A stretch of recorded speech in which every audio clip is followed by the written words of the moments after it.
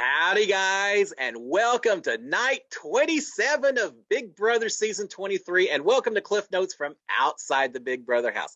Now, before we talk about the overnight feeds, just a real quick recap.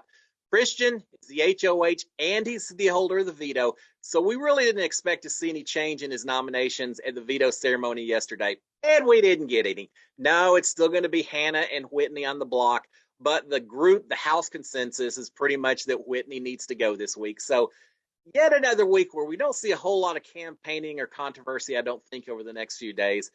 Whitney is a foregone conclusion as she's headed out the door, unless something weird happens, but Whitney's the one going home. So as a result, last night, we did have a little game talk, people looking ahead to the HOH, planning beyond that. But for the most part, we had a lot of the house guests just kind of chilling in the backyard, playing some games in the living room, etc. So we'll talk about all of that, and we'll talk about some of the planning going forward, because there's always talking.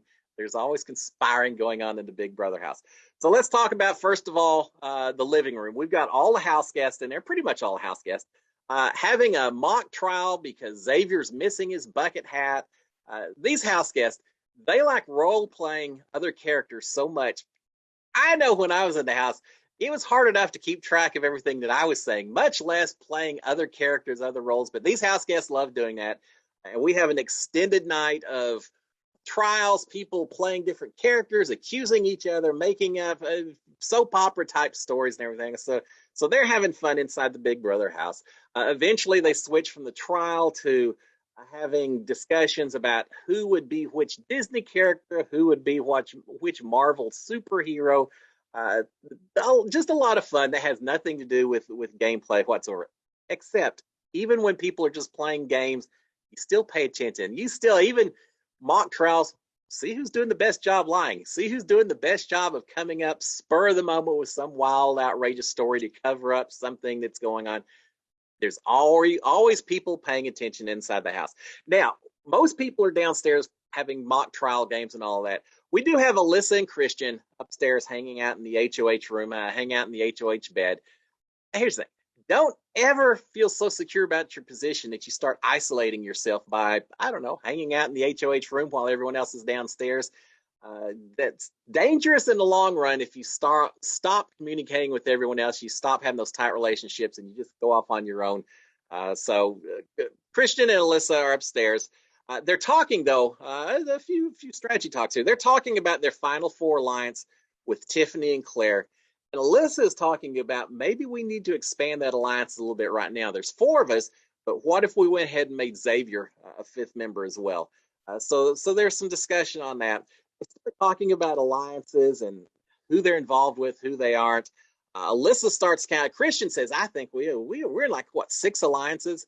Alyssa says, nah, we're more than that. So she starts counting up and realizes that they are in 9 separate alliances.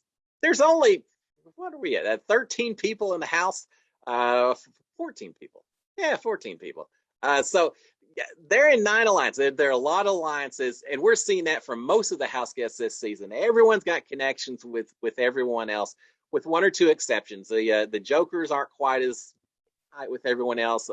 Whitney really has not had a lot of alliances with anyone else, but you get other people like Christian and Alyssa, they've just got alliances everywhere. We've got another, speaking of that, we've got another partnership. I'm not going to call it an alliance yet, but we've got another partnership. Tiffany had mentioned to the cameras that she would love to go to Final Two with Hannah. I bet she would. I think Tiffany would run away with the jury vote if it came down to her versus Hannah. So she says she'd love to go Final Two with Hannah. Now she's working towards that goal. She and Hannah have approached Xavier saying, hey, would you be interested in a Final Three deal? We'd love to go to Final Three with you, Xavier. He says that he is all on board and would love to do that. Now, keep this in mind. Xavier has just agreed to a Final Three deal with Hannah and Tiffany, but he already has a Final Three deal with Derek F. and Kylan. So, we've seen these people identified as targets by the house, not a lot of campaigning controversy as they get booted out the door. That's going to change on down the road. If nothing else, when we get to the cookout as the final 6, we're seeing these little groups within the final 6. These 2 final 3s are perfect examples. It could get incredibly messy at some point in time. It will. We'll see how long it takes, but it's going to get messy at some point because there's just too many alliances floating around right now. Hannah and Xavier are talking about who they would put up against Sarah Beth. They want Sarah Beth to go home.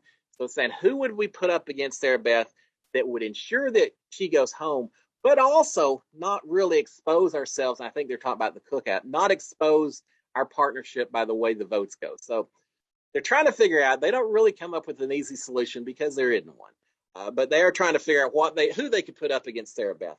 Claire at this point comes in, joins the conversation, and they've pretty much all agreed that teams is probably going to end this week. And they're correct. Yes, it is going to end.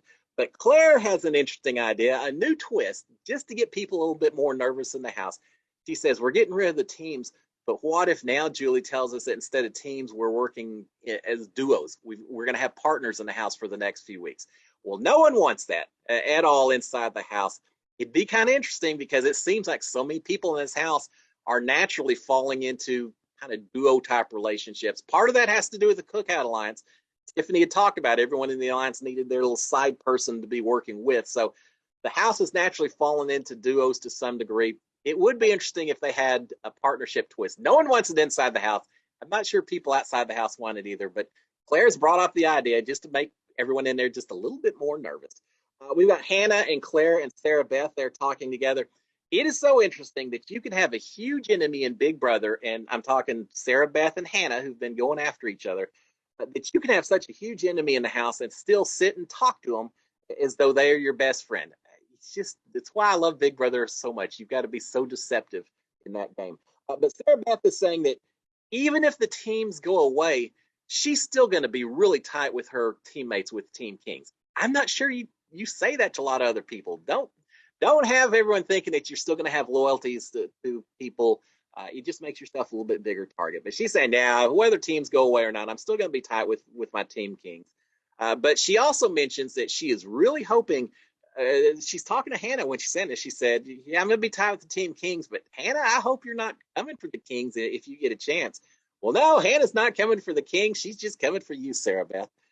So yeah, you got to be a little careful on that. Sarah Beth is also telling Hannah and Claire that she doesn't think that she made herself too big of a target this week. Well, except for one little conversation up in the HOH room where you called out Hannah as your preferred target. But other than that, yeah, you're fine, Sarah Beth. Now, she's thinking she hadn't made herself too big a target.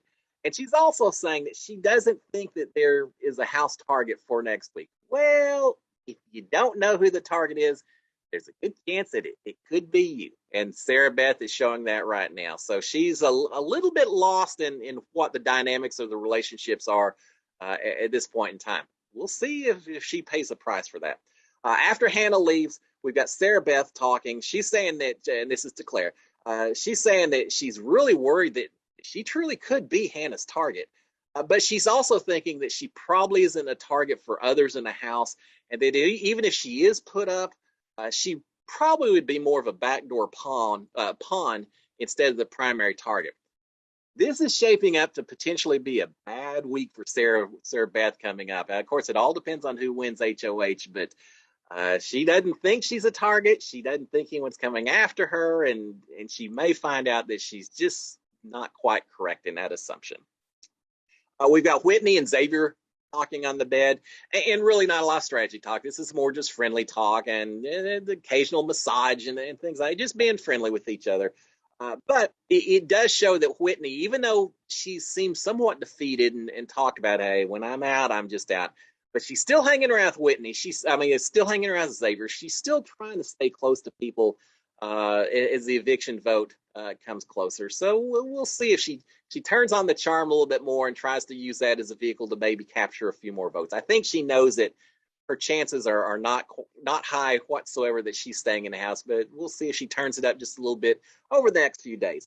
Another conversation going on, and this is between Tiffany and Claire and Sarah Beth. Now, Claire and Sarah Beth, they've been hanging around a lot this evening, the past few days, which is not Claire and Sarah Beth. Claire and Tiffany have been hanging around quite a bit. They've got a final two with each other, the Snake Eyes. And you really see the two of them. I think these are two of the more strategic players in this game, and they're putting out they're doing everything they can to set themselves up, and they're spending a lot of time together, talking to other people, setting up the stage for going forward.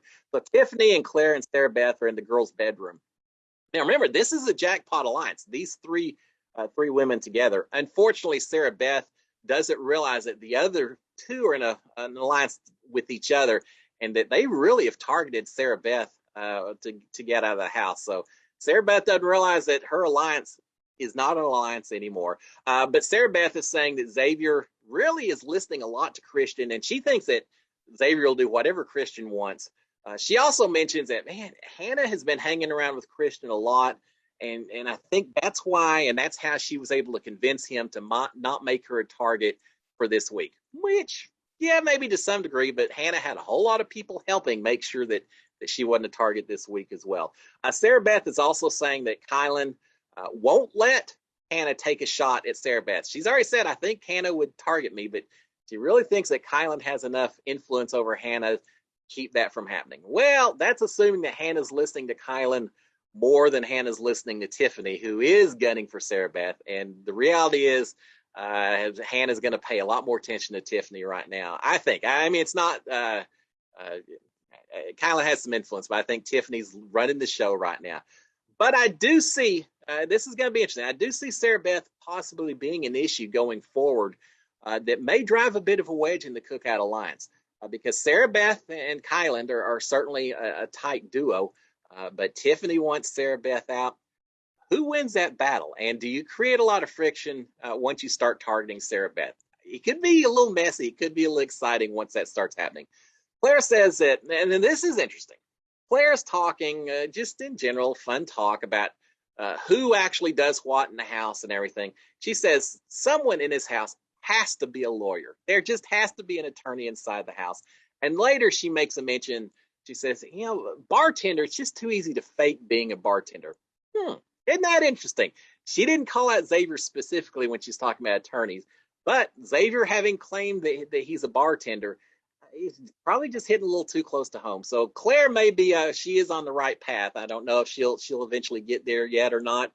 Derek F. talked about it earlier, but that kind of fell off. But we just keep hearing that particular thought coming up over and over again with these house guests.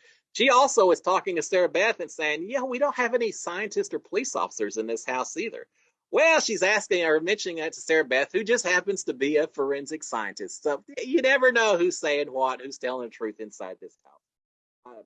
Sarah Beth is saying that she gets along well with Kylan, which we know, but she does worry because she has seen Kylan talking to Hannah and Alyssa quite a bit.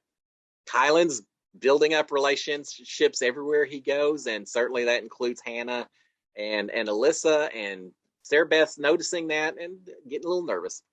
Sarah Beth also mentions to Claire, she says, I don't want another guy to win HOH. It's got to be one of us women that wins this week. Well, Sarah Beth, be careful what you wish for. Not all the women are necessarily on your side. We've got Derek X and Kylan talking about who is an HOH they would potentially put up. And Derek X is worried that if they take out a king, that the other ones are going to come after them as a vendetta. Now, remember that Derek X now has an alliance with Christian and Alyssa. So if he's true to that alliance, he's going to try to maybe steer people away, if not from all the kings, but steer them at least away from Christian and Alyssa. He's wondering if the remaining kings, they're talking about if we get rid of one king, would the rest fall apart or would they just get even tighter? And Kylan is suggesting that if Christian, who's not in the Cookout Alliance, that if Christian left, they may fall apart a little bit. They could probably at that point get Sarah Beth in with them. So Kylan definitely would rather see Christian go as opposed to, I don't know, getting at Xavier, for example. We've got Kylan and Derek talking some more. They're feeling like they need to stick together because they feel like Xavier and Christian are pretty tight and saying those are two strong guys. The two of us need to stick together to kind of counter those two. So they're feeling a little bit of a relationship or feeling like they need to watch out for each other as well. I think it's funny that Kylan and Derek X are trying to work together right now while their tightest connections, which are Sarah Beth and Hannah, are just setting themselves up to be mortal enemies at this point in time. So you got the two guys trying to work together, their partners distancing themselves more and more. The dynamics in Big Brother is so funny. Brittany and Oz are talking. Brittany is saying that she feels good with the Kings and that she probably would go after Derek X and Kylan if she got the HOH. That Derek X would be who she wants to go home. random as I would expect in this particular conversation. Azza, on the other hand, she says, "Yeah, I want to go after the Kings as well, but I just don't know that I can do it. I'm not sure that I'm brave enough to do it." So she knows what she wants to do, but she's also afraid of the target that she would create. Derek F later comes in, so we've got a full Joker's meeting at this point in time, and says that if he was HOH, he would put up Sarah Beth and Hannah. And he thinks that a girl absolutely has to go home in the next HOH. You can't just keep sending guys out the door. But that if he had a chance, he'd put the girls up. But if he had a chance, if one of them came off with a veto, that he wouldn't think twice about backdooring Christian or Derek X if the opportunity presented itself. I'm not really understanding the Derek X hate from this particular group. Seems like they all are targeting Derek X. I thought Derek X had kind of moved a little bit under the radar at this point in time, but obviously not, at least when it comes to Team Jokers. Derek X is saying that he believes that the aces and the queens are working together, kind of not in different modes, different relationships, alliances, but he thinks the two of them are working together, and he also thinks that the kings are the best players, and he doesn't know what they're working with, or he doesn't know who the kings are actually working with. Well, the kings are working with the queens, and it's called the Royal Flush. And again, the Joker's just a little bit out of the a little bit out of the loop in terms of knowing who's working with who, and the fact that they're still not aware of the Royal Flush is a pretty good indication of that. And then finally, we've got Azza talking. She's saying, "Look, as much as I hate to do it, as much as I don't want to make myself a target, we've got to go after the kings. We've got to break those people up. If we don't, then two Jokers, two of us are going to be on the block next week." And she may be right, although the Jokers are not the primary targets. Sarah Beth has a much bigger target on her back right now. But Oz is worried, and the Jokers should be worried because they just don't have the connections with the rest of the house. And finally, we've got Tiffany and Kylan talking. Now, this was think about this as we go forward. Tiffany and Kylan are talking to each other, and she's asking Kylan, she's saying, "Do you know your days, your names, your events? Do you have all the memory stuff figured out?" Now, is she asking because she's worried that he doesn't, or is she asking because she wants to make sure that he doesn't have that information, just in case we got something down the road? So she's asking him the question, and he's saying, "I don't know. I'm trying. I'm practicing, Tiffany. I'm practicing on my own. I'm trying not to practice in front of other people, but I may need some help. If you're open to it, I would certainly appreciate some help." And Tiffany basically just kind of throws some shade at him. She says, you ought to ask Sarah Beth to get you some help. Talk to Sarah Beth. She ought to be able to help you out. So she basically turns down Kylan's request for assistance, suggests Sarah Beth instead. Again, putting in a little bit of a dig with Kylan at that. If I was Kylan, I would be taking a lot away from that. Not only is she turning down helping Kylan out, but she's also referencing Sarah Beth, his tight partner who's not part of the Cookout Alliance. Don't know if he's going to notice any of that or exactly how that'll work, but Tiffany is so much working behind the scenes now, right in front of Kylan. She kind of very subtly, implicitly calls out Sarah Beth's relationship with Kylan. So I thought that was maybe one of the most interesting conversations the whole night. As brief as it was, you can take a lot away from that. So there you have it, guys. All right, one correction. I said, yeah, two people out of the house. I can't even track anymore. Three people have been voted out of the house so far: Travis and Frenchie and Brent. So yeah, 13 people left in the house at this point. I just want to clear that up. All right, guys. That's it for this evening's recaps. Again, not a lot of real strategic conversation, but a couple of interesting ones. We will see what happens tomorrow. Y'all enjoy y'all's Monday or Tuesday. That's all right, Tuesday. Y'all enjoy y'all's Tuesday. I'll be back tomorrow morning. Let you know what happened overnight. Until then, SKD for 143. Here's my friends.